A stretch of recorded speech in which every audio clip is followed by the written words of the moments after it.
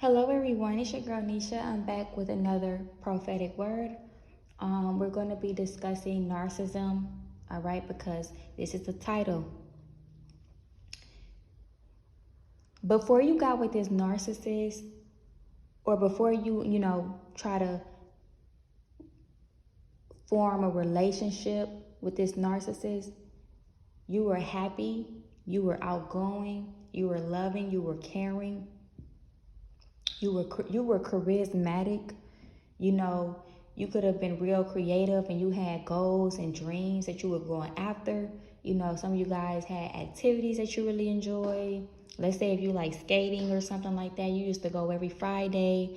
And that was just your thing. Everything was pretty much going good for you. You was loving life. Your family loved you, or you had your favorite cousins or your favorite siblings, or people in the community, they looked up to you. They always said like you will be something one day, or they just giving you positive feedback. So everything pretty much going good for you. All right. Up until the point to where you guys notice that you start losing yourself. Now, this happens when you've been gaslighted by a narcissist for so long.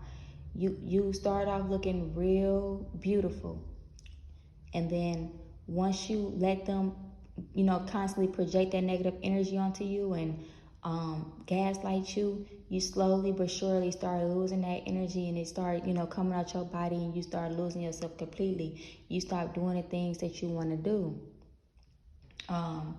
Like I said, you stop taking care of yourself.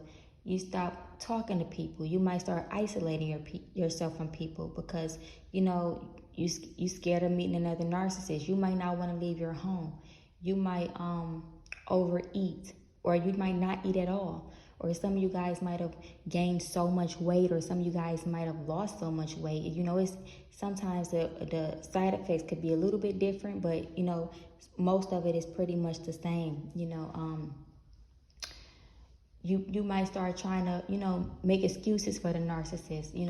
Oh, maybe they just need to change, or maybe if I maybe if I try to, have a conversation with them, sit down with them, maybe they would change. Or you might try to be like, well, let me try something else. Maybe if I, change myself,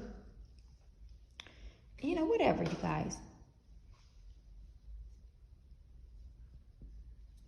Whatever, you guys. Because y'all get what I'm trying to say. Basically just overall coming up with any and everything to try to get this narcissist to respond to you in the right way, or treat you better, or be a friend to you, a mother, a father to you, or family member to you, or whatever in the community to you. And this person just, they just keep doing the same thing and trying to destroy you. Next thing you know, while you're trying to do all this, they already then started the smear campaign on you. They started telling, people lies about you, or they try to set you up, or they try to use the triangulation.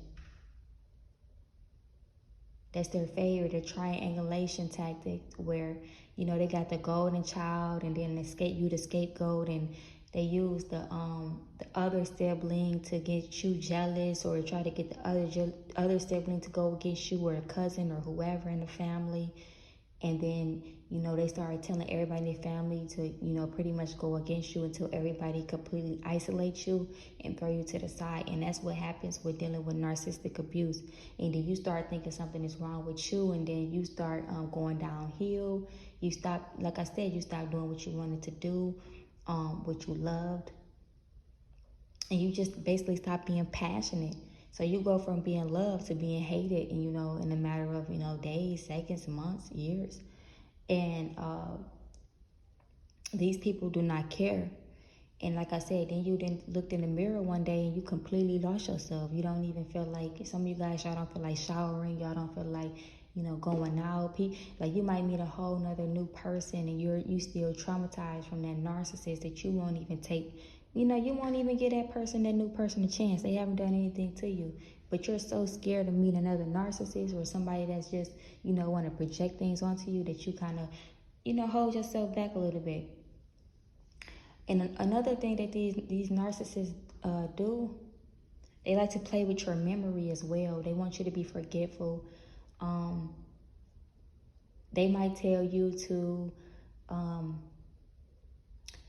they might tell you to be somewhere at 10 o'clock, 10 p.m. at night. All right. And you come at 10, and they might be like, oh no, I didn't say come at 10. I said come at 7. Those gaslighting little tactics that they use. Or they might say, I'm going to come pick you up and we're going to go somewhere. And then they don't show up. And they make excuses, or they try to, put it on you to why, make you accountable, or make you feel like it was your fault why they didn't show up and why they left you hanging. That's that gaslighting tactic they use. And now you're questioning your own sanity at that point. Like, am I tripping? Am I crazy? What is really going on in this situation? And then, they start, slowly but surely turning all your family and friends against you. Now you don't have no friends, or your friends would even try to side with the narcissist.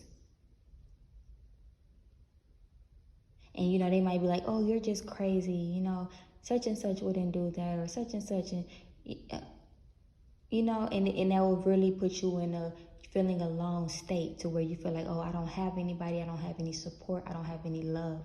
Especially if they're trying to, switch your destiny and stop your destiny. They might try to convince you to, stop working on that project. You don't need to do that. Get a regular job, or, don't work at all. Just sit down and rely on the government.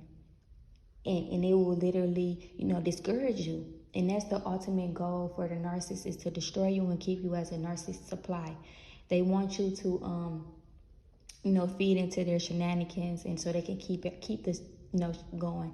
They want to be able to send flying monkeys to you and hoover over you, okay, when they feel like you. So because you left, they want to start the hoovering tactic, It's just a lot of different things that these people do.